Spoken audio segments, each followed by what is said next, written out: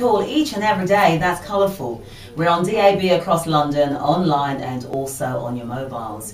You're listening to the sounds of Lenora J with So Right. She's singing about Colourful because it's so right here, isn't it? 12 minutes past 12, live with me, Rosemary Laye, with you until 1 o'clock. Now, I did say that unfortunately we will not be able to conduct an interview with relationship expert Hilton Samuel because we're still working on our phone lines. So Hilton will be joining us next week. So we've got 2 weeks without Hilton. My goodness, how will we survive? But we'll find a way, I'm sure, somehow. But I tell you what, great news in the studio right now. Cricket ambassador Ingram Jones has popped in to talk to us about what he's been up to since being crowned Community Champion 2011 by the Community Channel. Hello, hello. Where are you going? I was wondering where you were. Hello, Ingram. How are you doing? I'm fine. How are you? Very well, thank you. Initially, I thought you were like frightened of the microphone. Good to see you. Thanks for having me again. Good to see you. I'll tell you, so Community Champion 2011. So here we are in 2012. Let me know what's been going on. And I'm really interested to know whether or not you're going to be still to maintain this championship in 2012, actually. Well, Community Champion 2011 was great. Gave me the sort of confidence to sort of move forward. But there were some decisions that had to be made, which were kind of difficult because I'm the kind of person that always wants to do better than he's done the year before. So I tell yourself, well, I've done this, Community Champion, what can I do next? And a lot of my friends were saying to me, you know, you should start a cricket club. You should start a cricket club. I'm like, man, that's going to be a lot of hard work. And I'm like, yeah, no, I can't do that. That's not for me.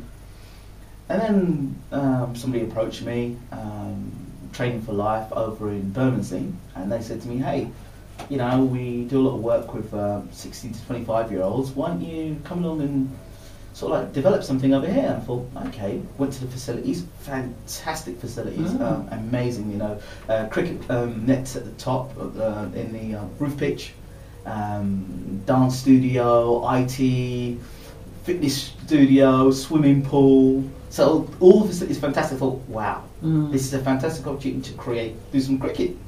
But it was bigger than that. I didn't realise that in the area of SE1 they did not have a cricket club. Right. So there's a massive gap there. So I thought, there we go.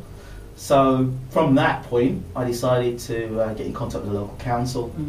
Nuala Gary, who's the director of Training for Life, has been really supportive. Has got me in touch with all the people from Southwark because I'm actually from Southwark. I'm a North London lad. So I spoke to the council, and now we've got an arrangement with Bacon's College and Glyn Davies, who's done phenomenal work with the young people there in the schools. For the School Sports Partnership, now we have 3 satellite clubs set up across Southwark, based in 3 secondary schools. And over the 52 primary schools that are around, we're going to be feeding kids into those 3 secondary schools to do cricket. But on top of that, the primary schools are feeding into the secondary schools for their kids who want to play cricket. Yes. But on top of that, we're actually opening it up to the community, so adults can start coming to play cricket as well. And learn about cricket. Absolutely. Yeah. I mean, you said, didn't you, earlier on about how cricket wasn't obviously played in this particular borough. So is that quite commonplace when you go about visiting areas and talking about cricket? I'll tell you something. I mean, I visited some schools and there's a policy where there's no sort of after-school clubs that play sport. There's almost a ban on sport in the schools. And I'm talking to these parents again. You should come to our school because you know we've got no cricket going on. So you imagine these kids that go through primary school, no cricket, and in secondary school they start playing cricket, and their skill levels are so behind those who actually play cricket at schools. That that actually want to develop the sport. It's amazing. I do often wonder, and I'm sure I asked you last time when you were on the show, as to how schools select which sports disciplines to teach, the children. Because in our school, in my children's school, they do hockey. Yeah. So so you have to have a big enough area, don't you, to play hockey? Yes. So I'm just wondering, why they select the tennis, the football and the hockey over and above the cricket. Well, I'll tell you, one of the key things here is that if you've got a teacher that likes cricket, you're going to have cricket in school. Yeah. If you have a teacher that never played the game, didn't like the game, or had a bad experience at school, great with a ball, automatically that teacher says, we don't want cricket in school. I'll push football, I'll push rugby, I'll push anything else. You know, so that's one of the reasons, and I think one of the main reasons, to be honest. And I know that people, even in Africa, are thinking about cricket, aren't they? Absolutely, I've been communicating with you. Sierra Leone are doing very well. They've got a new president there. I think it's Francis Samora. I've been talking to him quite regularly, and we're looking to do some programs over there.